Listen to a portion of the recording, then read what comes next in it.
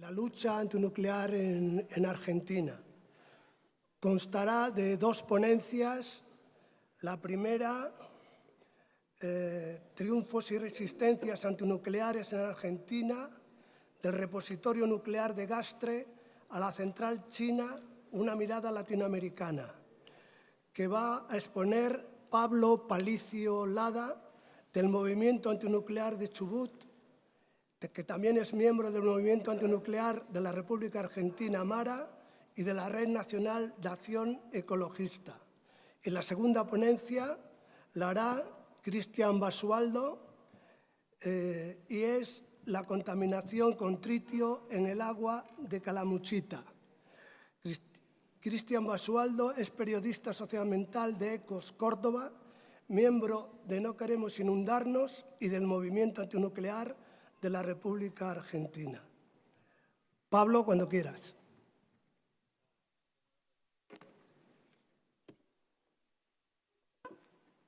Hola. Bueno, buenas tardes. Un gusto enorme poder estar, una alegría poder participar. En primer lugar, quiero agradecer a los compañeros del movimiento antinuclear aquí en España que nos han invitado, sobre todo también a los compañeros de Salir de lo Nuclear, Bernard y Colibrí, que anduvieron por allá, por Argentina, estrechando estos lazos que hoy se hacen en la presencia de varios compañeros de nuestro país. Voy a tratar de resumir en los 15 minutos lo mucho que hay para contar. Bueno, tienes 17. Tengo 17, bien. Vos avísame cuando pasen 10. Vale. Bueno, mi nombre es Pablo Palicio Lada, integro o le doy continuidad a una organización que se llama Movimiento Antinuclear del Chubut.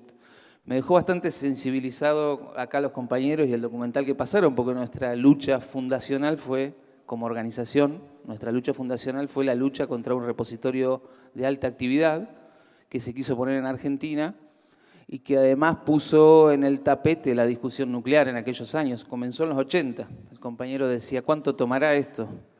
Te tengo una mala noticia. Llevamos más de 20. Son interminables nuestras luchas, ¿no? Y bueno, además integro otras redes, porque este es el camino que siempre hemos elegido, la construcción de redes, por eso celebro y me alegro mucho de esto, que ya sea a nivel internacional, los foros son muy importantes. Integro una Red Nacional de Acción Ecologista, RENACE, que es también una antigua red que se construyó en aquellos años casualmente con la lucha contra el repositorio nuclear, que se lo conocía como basurero nuclear de Gastre popularmente, ¿no? Por la región, el pueblito donde lo querían instalar, en nuestra provincia, en Chubut, en la Patagonia Argentina.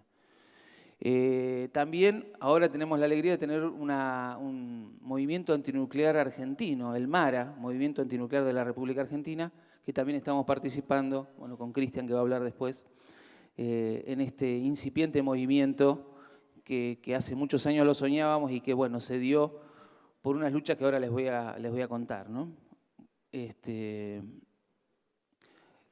No podía empezar esta charla sin traer a la memoria a un amigo muy querido y fue el fundador del Movimiento Antinuclear del Chubut, que además fue un referente muy importante del ambientalismo y el ecologismo en Argentina y en Latinoamérica, que fue Rodríguez Pardo. Era español, pero vivía en Argentina desde chiquito. Y fue quien solitariamente en los 80 arrancó la lucha contra esto, cuando se sabía muy poquito y cuando la información que se conseguía en nuestro país era difícil, ¿no? No son los tiempos que tenemos ahora donde la comunicación nos facilita las cosas, digamos, ¿no? No digo que sea fácil, pero nos facilitan las herramientas. Si buscamos podemos encontrar, si le ponemos ganas. Bueno, en aquellos años impulsó todo esto y también la RENACE, las asambleas socioambientales, que es un movimiento muy interesante de Argentina como organización de vecinos. Tenemos dos hitos en Chubut, en nuestra provincia, en la lucha ambiental. Uno es Gastre, que fue un triunfo, y el otro es que nuestra provincia tiene la primera legislación prohibiendo la minería a cielo abierto y el uso de cianuro en las explotaciones mineras. Y eso ha frenado la minería del uranio, porque mayormente los minerales de uranio que tenemos en Chubut están diseminados, no tienen otra forma de hacerlo que no sea en una explotación de gran escala a cielo abierto. más allá de que pueda haber algún sector que se pueda hacer por galería o aún peor, in situ, que es peor todavía. Así que ese hito ocurrió en el año 2003, cuando el pueblo de Esquel, en la cordillera de los Andes, yo estoy en la zona costera, se levanta contra un proyecto aurífero, produce un hecho que tuvo mucha repercusión a nivel país, y seguido por muchos lugares, ¿no? En Latinoamérica misma. El pueblo se rebela, y le digo el pueblo que fue el pueblo entero, era todo el pueblo en la calle, que le dijo no, le arrancó un plebiscito, una consulta popular al municipio. Más del 80% dijo que no al proyecto de mina a cielo abierto, megaminería como le decimos allá, y al mes conseguimos la ley que aún está vigente desde hace 16 años prácticamente. Esos son dos hitos importantes. Luego de eso, la lucha de Esquel se desparrama por la Argentina, se forma algo novedoso, que es la Asamblea Socioambiental, que no existía, se crea en Esquel. En 2001 habíamos tenido una gran crisis social y había asambleas, pero por la crisis social. Y aparece como novedosa la Asamblea Socioambiental que se genera ahí en Esquel, ¿no? Esos dos hitos fueron muy importantes. Mi participación comienza con el final de la lucha de Gastre prácticamente. En 1996 se logra una movilización multitudinaria que nacionalizó el tema Gastre y lo internacionalizó también porque vinieron medios de distintos lugares del mundo. Recuerdo la BBC y otros medios que llegaron a cubrir esos locos que iban al medio de un lugar, porque es un paraje bastante lejano. Argentina es muy grande, ¿no? Gastre está en el medio de la meseta, en el centro norte. Es uno de los lugares menos poblados de la Tierra. Hay menos de 1 habitante por kilómetro cuadrado. El lema de esos momentos era: juntémonos porque todos juntos hacemos más de 1 habitante por kilómetro cuadrado. Y así fuimos miles. Y vino gente de todo el país y fue un hecho, bueno, a mí me hizo meter de lleno en la lucha ambiental en general, la cuestión nuclear, digamos, ¿no? Después nos tuvieron locos estos 15 años con la megaminería, que el uranio, lamentablemente, la mayor reserva de uranio de Sudamérica está en Chubut también. Así que no solo nos tocó eso, ¿no? Es decir, nos tocó vivir las dos partes de eso que se llama el ciclo del combustible nuclear. Eso que ven ahí es el río Chubut, como se puede ver es una estepa árida, ¿no? Pero le da vida a toda la zona costera. Bernard conoció ahí, tenemos un valle muy lindo, pero es bastante árida la provincia. Ahí al ladito lo que se ve es una mina abandonada de uranio que hubo en los 70 y en los 80, que fue pequeña, pero está a muy poquitos metros del río y produjo impactos que por supuesto no han sido remediados. Lo único que se hizo una remediación parcial, una tapada de tierra, digamos, ¿no? Visual. Incluso nuestra organización en su momento hizo denuncias porque los productores de allí de ovejas mencionaban que se caía el pelo a las ovejas, que andaban por ahí arriba. Bueno, un juez dijo, vamos a solucionar esto, y le puso un alambrado a la mina de uranio, ¿no? Con eso le dio solución. Pero bueno, no es lo único, lamentablemente. Yo voy a tratar de darles un pantallazo de lo que pasa en Argentina, enfocado desde las luchas, ¿no? Porque yo soy un activista, ¿no? Así me defino, como un activista, y tratamos de incentivar a otros a que se formen organizaciones, que se formen asambleas, que creemos que es el único camino, o al menos en nuestra experiencia, es el único camino con el que hemos logrado frenar cosas. Y vaya que se lograron cosas muy interesantes, ¿no? En Argentina hay unas 6 minas abandonadas, más un complejo fabril que hay también, son 7 espacios reconocidos por la propia autoridad, la Comisión de Energía Atómica Nacional, que reconoce, y ahí hay más de 6 millones de toneladas de residuos radiactivos, bueno, por supuesto de las minas, ¿no? De baja y media actividad. Pero ahí empieza el reguero, yo le digo el reguero radioactivo que va dejando por todo nuestro territorio esta industria sucia, o la más sucia de todas, ¿no? Bueno, eso es un PowerPoint de papel que uso en las charlas para cuando tenemos debates, es muy sui generis, no lo tomen. Pero es un poquito lo que tenemos por allí, ¿no? La minería del uranio, lamentablemente, en Argentina se ha manejado buena parte de este ciclo. Digo lamentablemente porque ha dejado impactos en cada paso, digamos, ¿no? Tenemos, bueno, las minas de uranio que les comentaba. Tenemos un proyecto de una planta de enriquecimiento de uranio también en la Patagonia, que está ahí cerquita, ¿no? En Río Negro, en la provincia vecina. Tenemos una planta que produce agua pesada, porque nuestros reactores, tenemos 3 reactores en la Argentina, 2 en Lima, la provincia de Buenos Aires, y el otro, mi compañero lo tiene que sufrir porque lo tiene frente a sus narices y ya le va a contar lo que pasa. Son de tipo cándulos canadienses, de agua pesada, ¿no? Con ese moderador, digamos. Así que tenemos una planta importante en Neuquén, también en la Patagonia.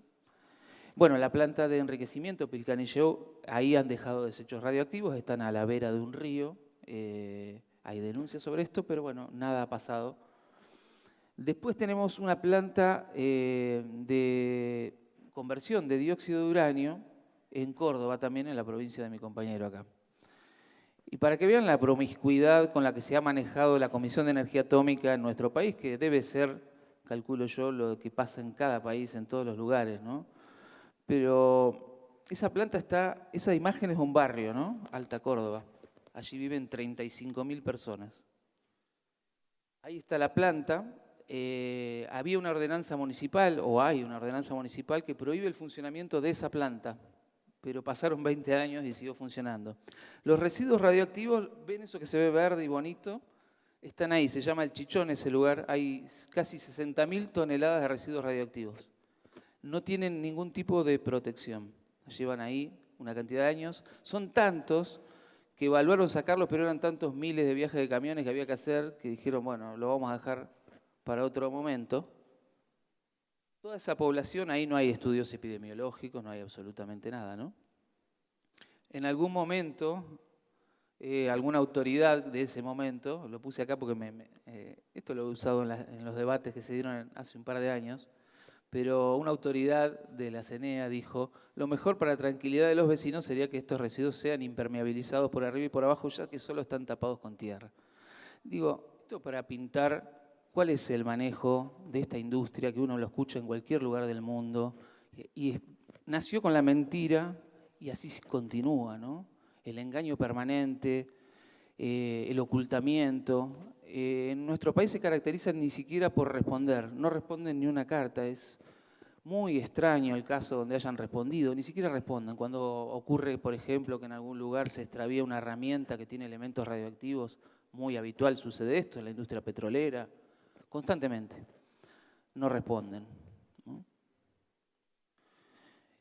Siguiendo en ese caminito que se veía hoy, otro de los manejos que tiene nuestro país está en la zona de la provincia de Buenos Aires. Se hace el dióxido de uranio en Córdoba, se sube a camiones, transita por la ruta, y allí tenemos la fabricación de los elementos combustibles en Ezeiza.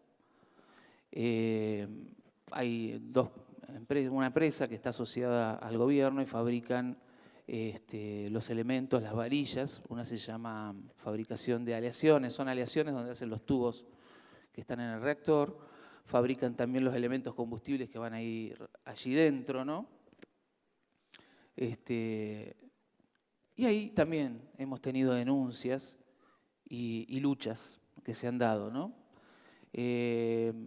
Allí, hace unos años atrás, un buen compañero nuestro de la RENACE, que es Valentín Stiglitz, denunciaban en aquellos años porque le aparecían, él es pediatra, y empezaron a ver casos que aumentaba la media de casos de cáncer, de niños que aparecían, y se entraron a preguntar qué es lo que pasaría. Reclamaron, presentaron notas, no le contestaron absolutamente nada hasta que fueron a los medios de comunicación y un juez se dignó a iniciar una causa. Cuando se inicia esta causa se hace un peritaje y un perito determina que el agua está contaminada a tal nivel con uranio que lo insta el juez y al gobierno a que provea agua para las personas que beben de ese acuífero que está ahí. El problema es que son 300.000 personas, ¿no? Esta causa avanzó y, por supuesto, la terminaron dando vuelta. La CENEA consiguió otro peritaje que dijo que no había contaminación, pero creemos que ha sido manipulado eso, ¿no? Fue una larga lucha de los vecinos que se dio ahí, se organizaron, se dieron marchas y distintas situaciones, ¿no?, que se fueron presentando. Otro de los centros que tenemos varios centros, que es el Centro Atómico Constituyentes, también en provincia de Buenos Aires. Allí tuvimos nuestro debut con un muerto en el año 83. Fue ocultado, se supo después porque lo tuvieron que denunciar ante los organismos internacionales. Hubo 17 irradiados con un reactor, ahí estaba el primer reactor que tuvimos en Argentina. Tuvieron una fuga, una explosión y bueno, falleció una persona. Pero lo interesante es que no se supo, ¿no? Bueno, eran tiempos aún de dictadura, ¿no? Sobre los finales. Y tenemos, bueno, las centrales nucleares en Argentina. ¿Cómo iremos de tiempo? ¿Vamos bien? 6 minutos. Me quedan 6 minutos. Bueno. Acá también tuvimos algo interesante para contar. Ahora que veo acá a la compañera de Greenpeace, porque esto fue de Greenpeace en su momento. No sé si estabas al tanto de esto, ¿no? Que se denunció allá en el país que la vasija de Atucha 1 de la primera se la había hecho de RDM, ¿no? Greenpeace lo denunció en ese momento y bueno, ahí sí contestó la autoridad nuclear y dijo que no, que esto no era cierto, que no lo había fabricado RDM. ¿Se acuerdan esas vasijas que habían sido denunciadas porque tenían fisuras, ¿no es cierto? Bueno, dijeron que no, que había sido provisto por Siemens, ¿no? Y resulta que después la organización saca las fotos y las revistas de la época donde se lo ve viajando hacia Argentina y ahí abajito dice claramente que está hecho por RDM, ¿no? ¿Qué quiero pintar con esto? Digo, esta historia de mentiras que nosotros conocíamos muy bien desde la época de Gastre. Cuando fue la lucha contra el repositorio nuclear, decían que habían hecho sesudos estudios, que habían estudiado la roca, porque se iba a horadar la roca a 500 metros de profundidad. Al día de hoy se estaría construyendo, iba a durar, decían, terminaría en 2040, 2050. Estarían todavía horadando la roca si se hubiese llevado adelante. Y decían, hubo estudios interdisciplinarios, hasta que en un debate que fue memorable en aquellos momentos, el Consejo Superior de Geología de nuestro país le dice, no, ustedes están mintiendo, la roca que estudiamos no era de la Argentina, tomamos una roca testigo de Suiza. Es decir, constantemente, sí, terrible, constantemente nos mintieron. Imagínense qué confianza podemos tener en esta gente, ¿no? Les quiero contar también que Gastre produjo varios hechos significativos. Gastre, digo, la lucha contra el repositorio nuclear. Se consiguieron decenas de municipios no nucleares. Tenemos aproximadamente 60 municipios no nucleares en Argentina. Muchos en la Patagonia. Y ahora voy a contar por qué fue tan importante. Conseguimos una ley que regula la actividad nuclear que no la había, mínimamente. Fue Gastre cuando nos quisieron imponer. Bueno, ahora tenemos una ley que dice que la provincia tiene que tomar partida o decirle sí o no. Antes no lo imponían. Conseguimos que la Constitución de la provincia de Chubut, en su artículo 110, diga se prohíbe el ingreso de residuos radioactivos a la provincia. Y que en la Constitución Nacional, un artículo que habla del derecho al ambiente sano, diga se prohíbe el ingreso de residuos radioactivos a la República Argentina. Eso fue en 1994 que se reformó la Constitución. Ahí toda esa lucha que estaba en efervescencia se empuja y se logra que los constituyentes metan estas prohibiciones que se supone debería ser el fin. La Constitución es lo máximo, se supone. En 1996, el presidente Carlos Menem conforma una bicameral en el Congreso de la Nación y dice, se va a poner el basurero en Gastre. Y ahí se produce la más maravillosa movilización, que es la que le contaba, fue en la que empecé a participar, digamos, en esta lucha tan dura, pero tan linda también, ¿no? Que nos ha dado muchas alegrías. Bueno, otra cosa que tenemos en Argentina se está desarrollando un reactor de estos modulares de baja potencia, que está en este momento construyéndose las bases. También está donde están las 2 centrales nucleares en Lima, ¿no? Que ahí tenemos a nuestros compañeros del movimiento antinuclear Zárate Campana, que son organizaciones que están luchando y que viven al lado del monstruo, como le toca a Cristian, ¿no? Ahí cerquita. Por todos lados se han ido gestando organizaciones, ¿no? Vuelvo a los residuos. Esto es ahí en Balse. Creo que estas imágenes, creo que te las robé a vos, me parece. No le avisé. Pero bueno, esos son los silos secos, ¿no? El campo de silos secos que está al lado. Ahí hay residuos de alta actividad y plutonio. Esto lo tenía en una nota Cristian, una foto del 2002 y una de 2014, ¿no? Ahí están guardándose si cae un avión o lo que suceda. No queremos ni pensarlo. ¿Cuánto hay de plutonio? 9,6 toneladas de plutonio hay ahí. Este es el esquema de lo que iba a ser el repositorio nuclear, lo que les contaba que aún se estaría horadando la roca y se estaría construyendo, ¿no? Ya estamos sobre el final. Ya termino, ¿eh? Ahí termino. Bueno, ahí lo iban a meter. Esto es un dibujo de ellos, un esquema que la comisión había hecho en su momento. Lo único que pudimos rescatar de aquellos años. Nuestro logo del movimiento antinuclear del Chubut es este. Esa es la provincia de Chubut, Gastre, donde escondo lo que fabriqué. Hoy un compañero decía, no deben trasladar los residuos a los países del tercer mundo. Lamentablemente supimos que la idea era, por supuesto, era mentira, no era para los residuos de Argentina, porque en ese momento había 2 centrales nucleares, era muy poquito lo que se producía, se tenían que dejar enfriando al lado de la central. No había justificación para un proyecto multimillonario como este. Bueno, vino información muy clara que lo que se pretendía era alquilárselo a otras naciones. Se habló de una empresa francesa, incluso que se hablaba de la Pechiney, que creo que manejaba la cuestión nuclear, estaba metido en aluminio y no sé cuántas otras cosas más. Había ofrecido una cifra escandalosa para arrendar el basurero nuclear de Gastre, ¿no? Bueno, así que decíamos, nos quieren para esto, ¿no? Parece un inodoro, parece la provincia, la forma que tiene, así es como... Y acá termino en 2 minutos. En 2017, cuando creímos que en la Patagonia habíamos ganado, aparece esta nueva idea de poner una central nuclear y ahora de origen chino, el Hualong One, uno de estos de tercera generación, de los cuales no hay ninguno funcionando en ningún lugar del mundo. En ese momento veíamos cómo le estaban poniendo la cúpula 1 allá en China.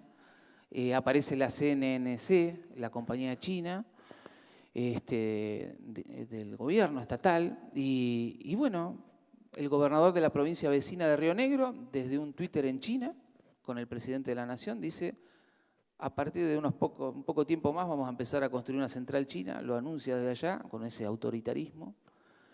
Y ahí sucede algo que digo, qué importantes que son todas las luchas y lo que se va gestando, ¿no? Una explosión de asambleas antinucleares, de vecinos que se levantan. A mí me tocó participar mucho, dimos decenas de charlas y participamos en cada pueblo, porque además es al lado, o sea, les estoy diciendo Río Negro, 100 y pico de kilómetros de donde yo vivo, donde la querían instalar, así que yo cuando lo escuché dije, esto no lo puedo creer. 20 años estuvimos luchando contra Gastre y ahora vamos a tener una central china que nadie sabe además cómo funciona. Pero, ¿qué pasaba? En Sierra Grande había una ordenanza antinuclear. En Viedma había una ordenanza antinuclear. Los ejidos de los municipios le impedían, tenían que buscar un huequito. Y se entraron a gestar asambleas. Y les digo que desde el anuncio en Twitter del gobernador de que mañana se pone, pasaron 3 meses y tenemos una ley que prohíbe la instalación de reactores nucleares de potencia. Fueron movilizaciones multitudinarias, que tuve la suerte de verlas y vivirlas también. Bueno, ahí hablábamos del Hualong One, no tiene importancia. El secretario de Energía en ese momento dijo, no se preocupen, dice, porque si hay un accidente no nos vamos a morir por la radiación, sino que nos vamos a morir de hambre, nos dijo, porque va a quedar todo contaminado. Esto es real, ¿eh? Esto no es broma, para que nos quedemos tranquilos. Sí, en parte es cierto, ¿no? Hay que ver lo que ha pasado en Ucrania, en Bielorrusia, todas las cientos de miles de hectáreas que han perdido productivas, además de todo el desastre. El caradura que teníamos de secretario de Energía decía esto, ¿no? Subsecretario de Energía. Y las asambleas que se forman en Río Negro eran tan grandes que el cura del pueblo tuvo que habilitar la iglesia, que era el espacio más grande. No era porque tenían un tinte religioso, sino era porque no entraban en otro lado y además el párroco se convirtió en un párroco antinuclear que fue bastante valioso porque representaba cierto sector de la sociedad y bueno, pero 700, 800 personas en las asambleas, era un hervidero eso. Cuando vinieron los chinos a decir, acá la vamos a poner, salió todo el pueblo atrás de ellos, corriéndolos por las playas y todos lados se tuvieron que ir los chinos. Tuvieron que ir. Luego se gestaron movilizaciones, actividades, de todo, ¿no? Y decíamos, bueno, en Sierra Grande no, en Río Negro no, en la Patagonia no, en ningún lado las queremos, ¿no?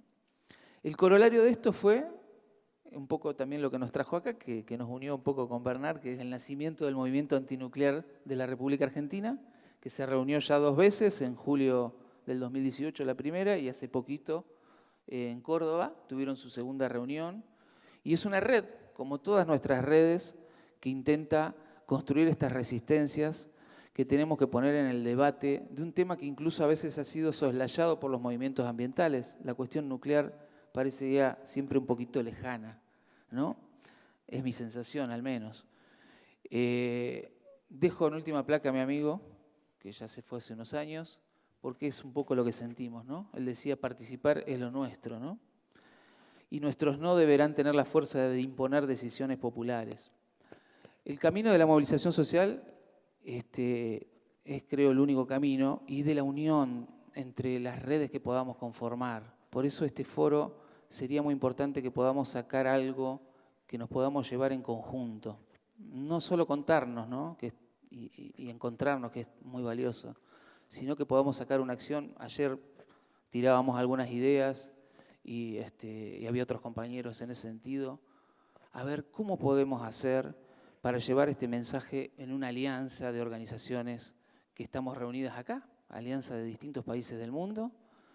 Acá la compañera decía ayer, ¿por qué no vamos a la OIEA? ¿No? Era un poco lo que planteaba, que es, decimos, tenemos un IPCC que es para el cambio climático, tenemos tratados de prohibición de armas nucleares, pero tenemos organizaciones que promueven la energía nuclear, y la energía nuclear es peor que la bomba o tanto igual, porque de allí sale la bomba, porque una sola central nuclear, Chernóbil pudo haber terminado con media Europa si no fuera por los liquidadores. Es decir, quizás si no hubiesen estado los liquidadores y se hubiese tapado Chernóbil, hoy no estaríamos hablando aquí. Y no es alocado decirlo esto. Fukushima lo mismo. Si el viento hubiese soplado hacia Tokio en las primeras horas, o no hubiese habido gente valiente, que parece que ser que es la que nos salva en estas situaciones de emergencia, que pone el cuerpo, ¿qué hubiese pasado allí, no?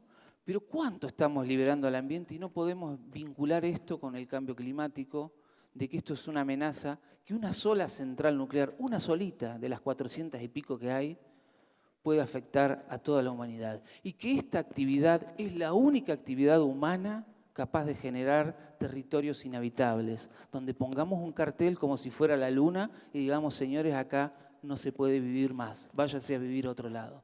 Si no logramos hacer comprender esto, bueno, creo que estamos fritos.